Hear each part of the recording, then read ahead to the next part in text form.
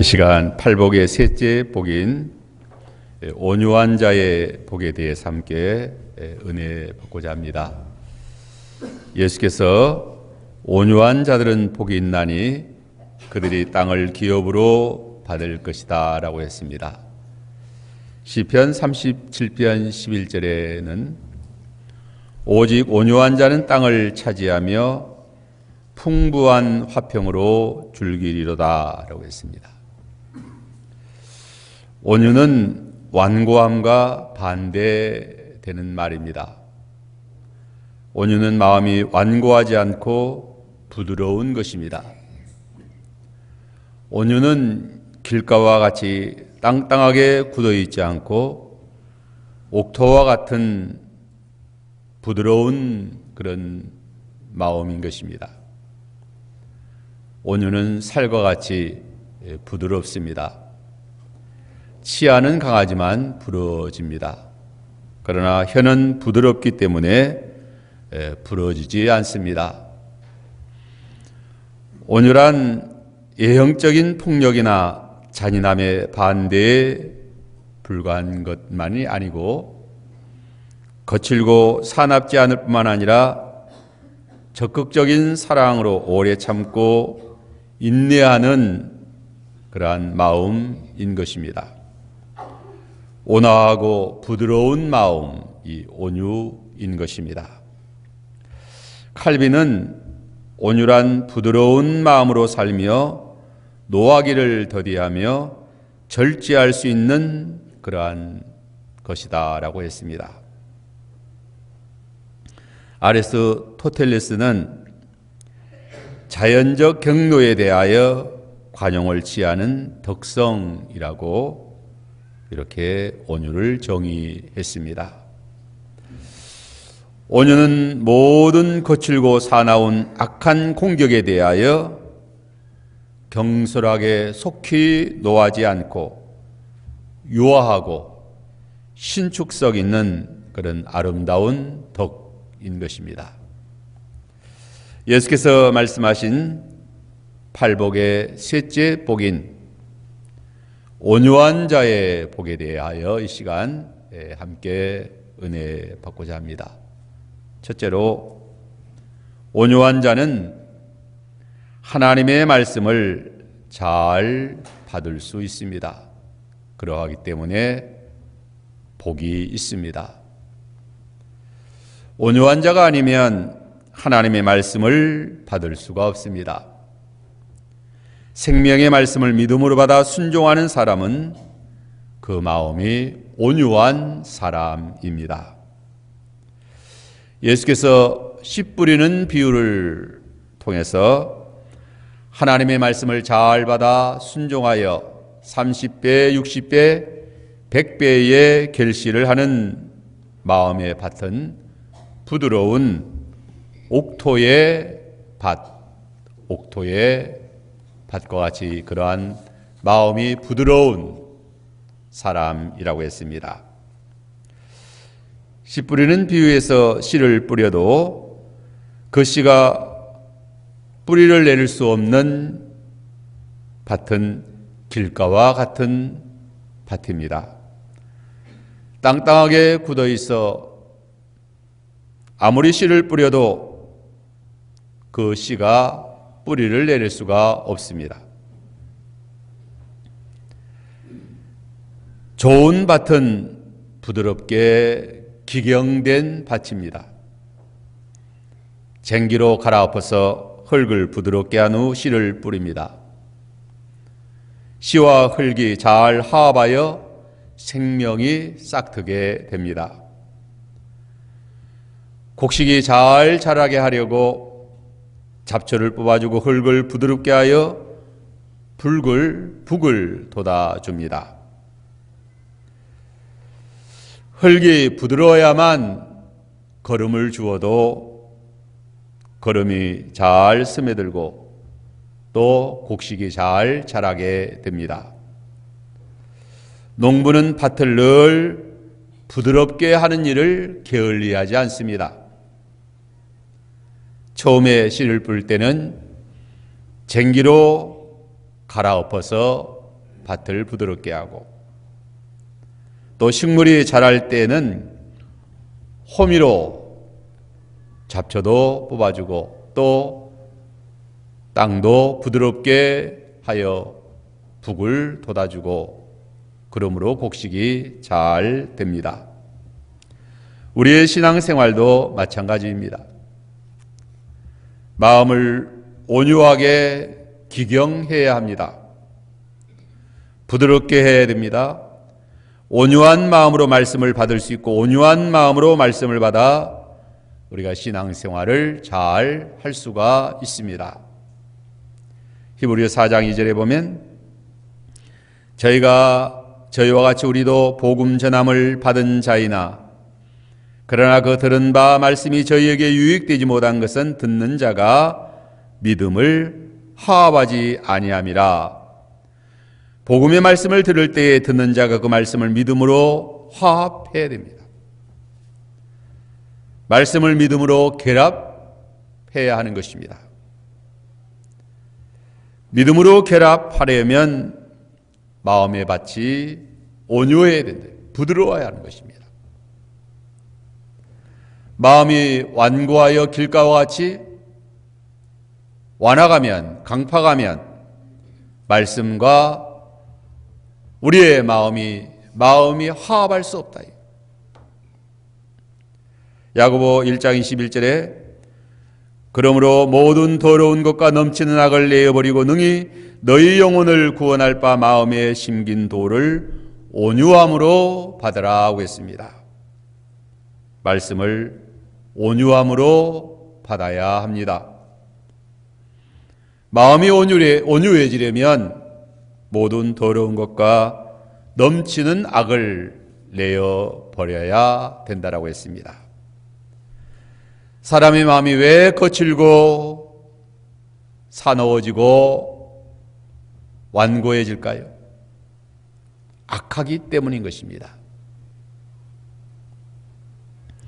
히브리서 3장 13절에 오직 오늘이라 일컫는 동안에 매일 피차 건면하여 너희 중에 누구든지 죄의 유혹으로 완고하게 되지 않도록 하라. 죄의 유혹에 넘어가 죄를 범하면 마음이 완고해지고 완악해집니다. 마음이 사나워지고 잔인해집니다. 거칠고 험하게집니다.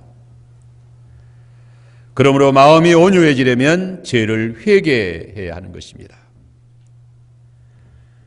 예수께서 그렇기 때문에 온유한 자의 복을 말씀하시기 전에 먼저 애통하는 자가 복이 있다라고 말씀하신 것입니다. 죄를 애통히 여겨 회개에 자복할 때에 우리의 심령이 온유해집니다. 마치 묵은 땅을 갈아엎어 부드럽게 한 것과 같습니다. 애통하는 심령, 회개하는 심령, 상한 심령 되면 그 마음이 깨어지고 마음을 갈아엎고 그러므로 심령이 온유한 심령 되는 것입니다. 예레미야 4장 3절에 여호와께서 유다와 예루살렘 사람에게 이와 같이 이르노라 너희 묵은 땅을 갈고 가시덤불에 파종하지 말라. 이것은 우리의 신앙생활에 대한 말씀입니다. 너희의 묵은 땅, 너희의 마음 옛사람으로 세상의 더러운 가시와 엉겅퀴들 이런 것들에 파종하지 말라는 거예요. 하나님 말씀 뿌려도 그런 땅에 파종하면 소용이 없어요. 여호와는 마음이 상한 자에게 가까이 하시고 중심에 통회하는 자를 구원하시고 하나님의 말씀으로 은혜를 받게 됩니다. 마음이 상한 자에 통하는 자, 그 마음이 깨어지고 부서진 자, 그러한 자의 마음이 온유한 마음인 것입니다. 이런 마음이야만 말씀을 받을 수 있습니다. 회개한 마음은 기경된 마음이다. 부드러워진 마음인 것입니다. 연해진 마음이에요. 하나님 말씀을 믿음으로 잘 받아 화합할 수 있습니다. 이제 두 번째로, 온유한 자라야 말씀을 순종합니다. 온유한 자는 진리의 말씀을 순종하는 사람이 온유한 사람입니다. 마음이 완악한 사람, 마음이 완고한 자는 어떤 사람인가? 하나님 말씀을 거역하는 자, 불순종하는 자인 것입니다. 그 사무엘상 15장 22절 23절에 보면 사무엘이 사울왕을 책망할 때에 마음이 완고하여 하나님 말씀을 순종하지 않는다라고 책망을 합니다. 사무엘이 가로되 여호와께서 번제와 다른 제사를 그 목소리 순종하는 것을 좋아하심같이 좋아하시겠나이까? 순종이 제사보다 낫고 듣는 것이 수양의 기름보다 나으니 이는 거역하는 것은 사슬의 죄와 같고 완고한 것은 사신 우상에게 절하는 죄와 같음이라. 왕이 여호와의 말씀을 버렸으므로 여호와께서도 왕을 버려 왕이 되지 못하게 하셨나이다 라고 사무엘 선지자가 사울왕을 엄히 꾸짖고 책망을 합니다. 마음이 완고하여 말씀을 거역하는 죄는 사신 우상에게 절하는 죄와 같다. 하나님의 그 엄히하신 말씀, 진리의 생명의 말씀을 거역하는 자는 그 마음이 얼마나 완고한지 모른다. 탐욕으로 마음이 강팍해지고 완고해지고 완악했기 때문에 그 엄히하신 하나님 말씀을 거역하는 거다. 어떻게 하나님 말씀을 거역할 수가 있습니까?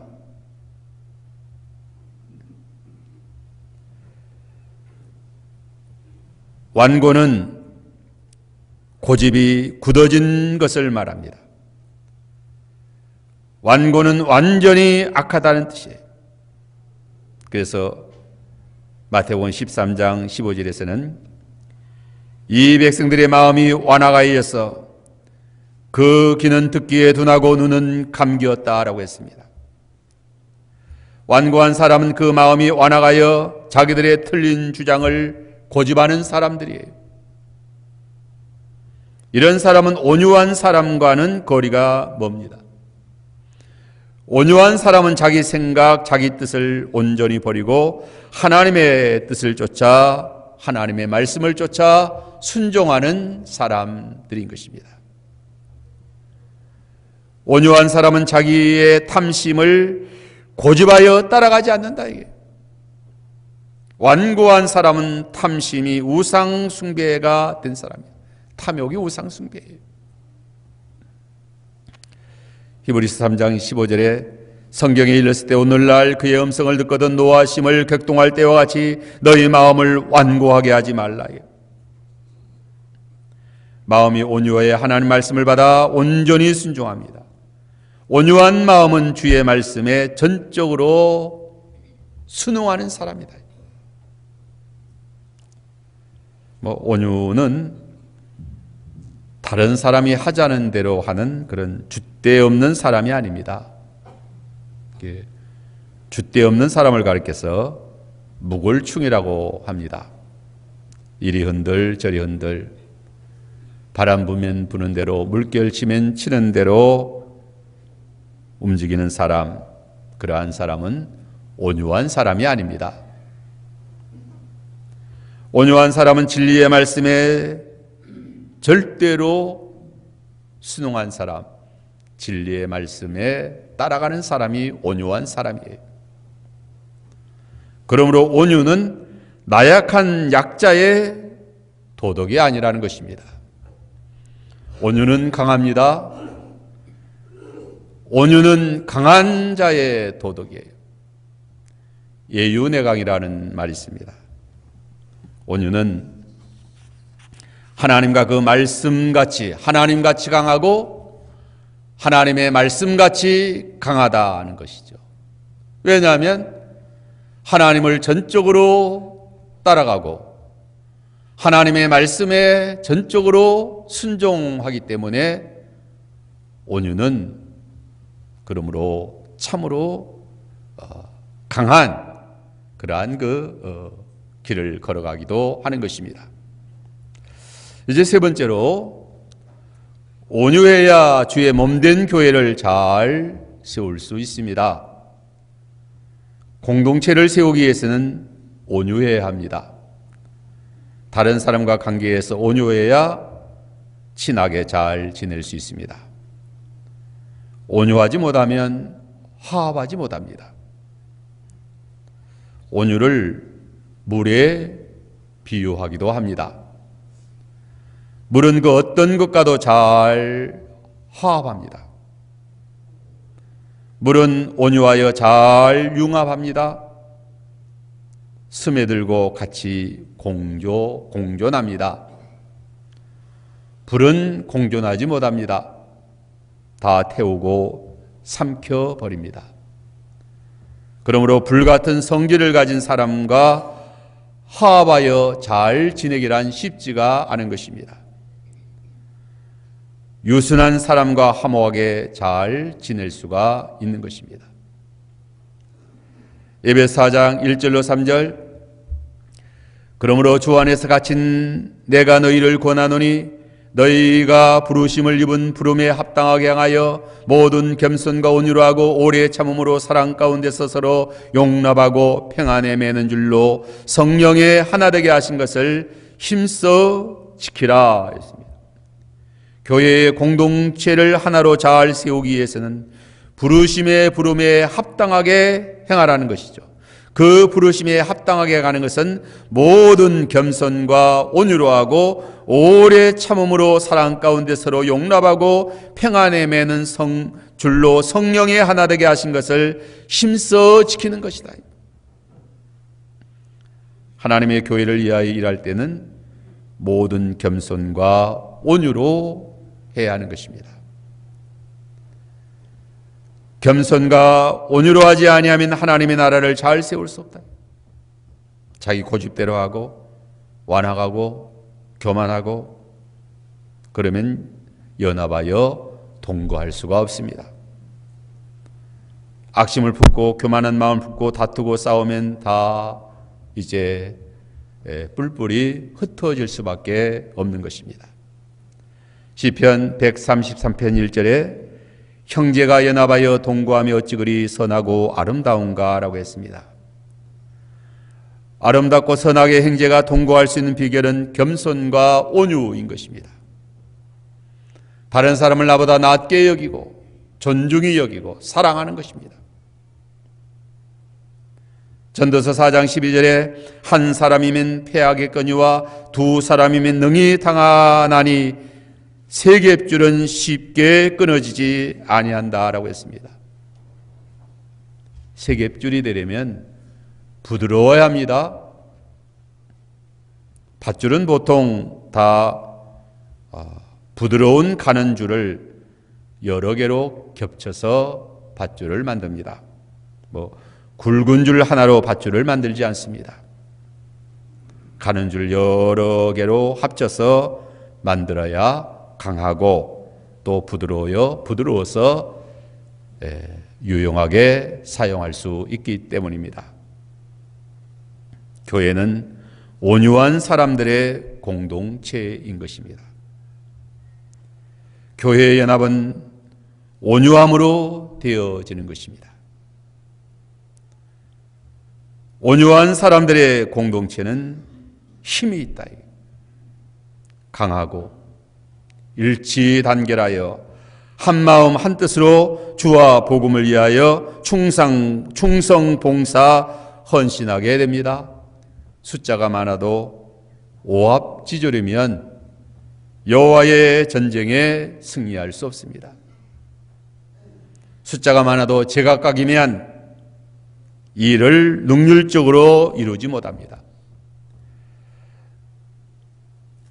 마음이 맞지 않고 뜻이 맞지 않고 생각이 제각각 다르고 말이 다르고 뜻이 다르다. 그러면 여호와의 전쟁에 승리할 수가 없습니다. 바벨탑을 쌓던 사람들 실패하게 된 것은 다 뜻이 맞지 않았어요.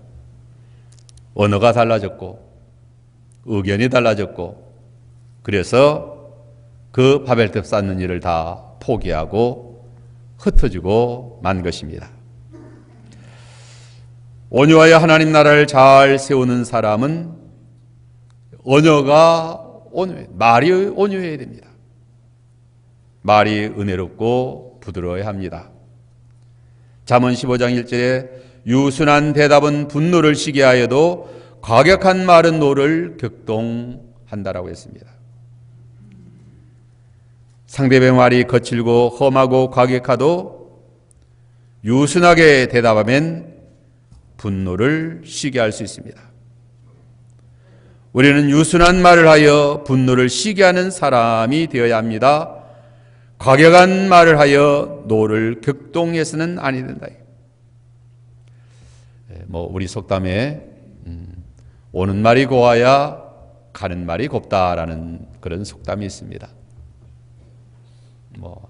그런 속담도 일리는 있지만 그보다 더 좋은 말은 오는 말이 나빠도 가는 말이 고와야 한다는 것이 성경의 진리입니다.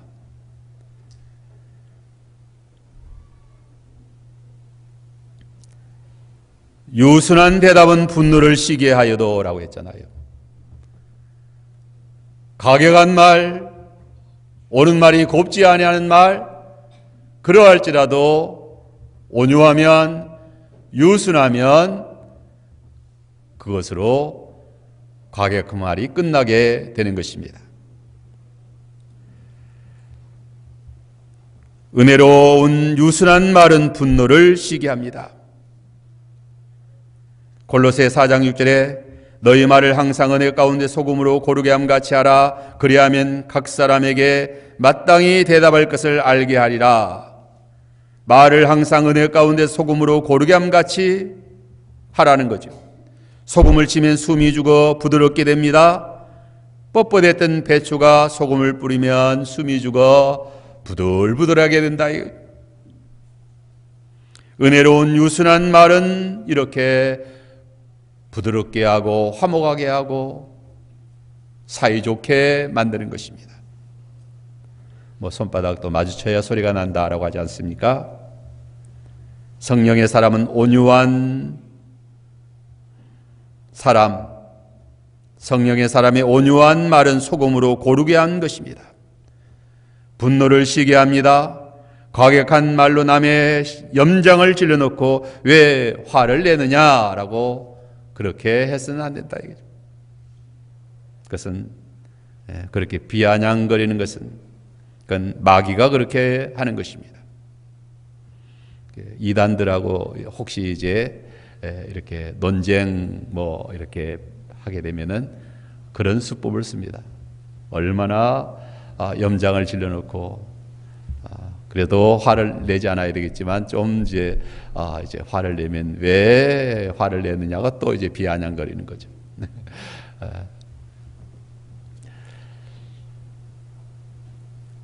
성령의 사람은 유순한 말을 하는 것입니다. 끝까지 오래 참고 선한 말을 유순하게 해야 됩니다. 이렇게 유순하게 말하기란 쉬운 것이 아닙니다. 성령으로 온유의 열매가 맺혀야 된다. 성령으로 그 심령이 변화되고 새롭게 늘 은혜 생활할 때야만 온유한 심령, 온유한 자, 온유한 말, 온유한 삶을 살게 되는 것입니다. 이 온유는 마치 야생마가 길들여진 것과 같다고 말합니다. 야생마는 제멋대로 뛰어다닙니다. 잡을 수도 없고 마차를 끌 수도 없고 또 사람이 승마 탈 수도 없습니다. 얼마나 난폭한지 모릅니다. 그러나 잘 길들여진 말은 유순합니다. 주인의 말을 잘 듣고 또 마차도 끌 수 있고 또 승마도 할 수 있습니다. 성령으로 온유해진 사람은 야생마가 길들여진 것 같다. 하나님이 쓰시기에 참으로 귀한 사람인 것입니다. 모세가 처음에는 마치 야생마와 같았다라고 할 수 있습니다. 자기 민족을 위한답시고 애굽 사람을 쳐서 죽였습니다. 그리고 미디안 광야로 도망을 쳐서 40년 동안 이드로의 양치는 목자로 지내면서 자기는 다 깨어지고 부서지고 그리고 온유한 자가 된 것입니다. 자기는 아무것도 아니라는 것을 깨닫게 되었습니다. 하나님께서 온유한 모세를 불러서 이스라엘을 구원하는 그 사명을 맡기신 것입니다. 모세의 온유가 이스라엘을 인도에 나아갈 때에 참으로 잘 나타납니다. 모세의 온유를 하나님께서 인정해 주셨어요. 민수기 12장 3절에 보면 이 사람 모세는 온유함이 지면의 모든 사람보다 승하더라 하고 했습니다. 하나님께서 인정해 주셨다. 하나님께서 모세의 온유함을 인정하셨을 때는 모세의 형 아론과 또 모세의 누이 미리암까지도 모세를 비방하고 대적하여 일어날 때다. 이게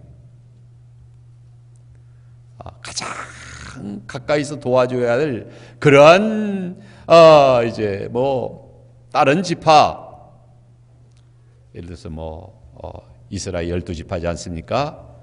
그래서 다른 지파가 모세를 대적하고 그러할 때는 우리와 좀 사이가 머니까 좀 대적해도 참자, 부드럽게 대할 수 있습니다. 그러나 자기 지파 중에서도 가장 가까운 사람이 지금 그래도 믿을 자는 자기 형 아론과 자기 누이 미리암 뿐인데 그 아론과 미리암까지 자기를 대적하고 자기를 힘들게 할 때 그러할 때도 모세가 온유하게 그렇게 이제 선대했다. 그래서 하나님이 모세의 온유를 인정해 주신 것입니다. 모세는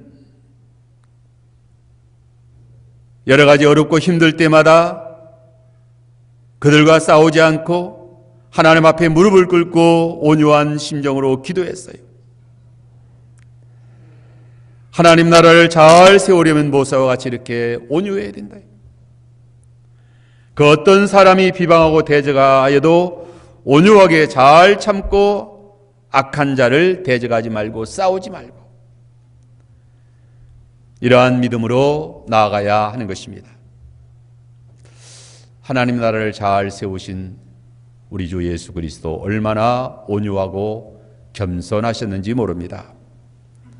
생명의 복음을 전파하여 모든 태간 백성을 구원한 예수 그리스도는 참으로 온유하시고 겸손하셨다.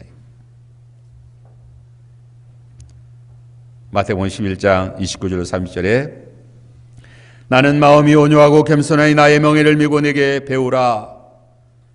그러면 너희 마음이 쉼을 얻으리니 이는 내 멍에는 쉽고 내 짐은 가벼움이라. 예수께서 온유하심으로 십자가에 못 박혀 죽으시고 부활하셔서 구속을 이루시고 만백성 천국 복음으로 만백성을 전파하여 하나님 나라를 세우셨다. 세상 만물과 천국의 이제 주인이 된 것입니다. 예수께서 가장 온유하셨기 때문에 하늘과 땅을 다 차지하게 된 것입니다. 온유한 자가 땅을 기업으로 차지한다. 예수님이 하나님의 아들로서 가장 온유하셨기 때문에 하늘과 땅 모든 나라를 다 예수님이 차지한 거예요. 강하면 차지할 것 같지만 결코 그렇지 않습니다.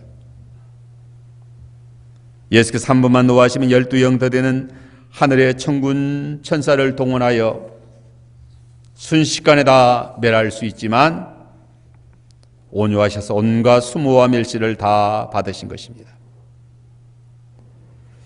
이 온유와 겸손은 쌍둥이 덕목입니다. 예수 그리스도는 창조주 하나님이시요 전지전능하신 하나님이시지만 그러함에도 지극히 낮아지셨어요. 얼마나 온유하고 얼마나 겸손하였는지 모른다. 우리는 예수님을 본받아 참으로 온유하고 겸손해야 됩니다. 우리가 얼마나 교만하고 또 강팍하고 완고하고 나는 뭐 성질이 없는 줄 아느냐, 나는 뭐 화낼 줄 모르는 줄 아느냐, 나는 뭐 힘이 없는 줄 아느냐, 그러면서 이제 싸워댑니다. 우리는 전도도 온유함으로 해야 됩니다. 하나님의 말씀을 가르칠 때도 온유함으로 가르쳐야 됩니다. 권징도 온유함으로 하는 것입니다. 베드로전서 3장 15절에 너희 마음에 그리스도를 주로 삼아 거룩하게 하고 너희 속에 있는 소망에 관한 이유를 묻는 자들에게 대답할 것을 항상 예비하되 온유와 두려움으로 하라고 했습니다. 성도는 그 마음에 그리스도를 주로 삼아 거룩하게 하고 소망에 관한 이유를 묻는 자들에게 항상 예비해야 하는데 그 소망에 관한 이유를 묻는 자들에게 온유와 두려움을 하라.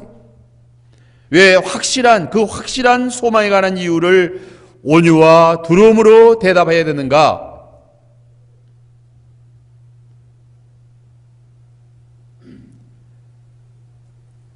두려움, 온유로 대답해야 거부 반응이 없게 되는 거죠.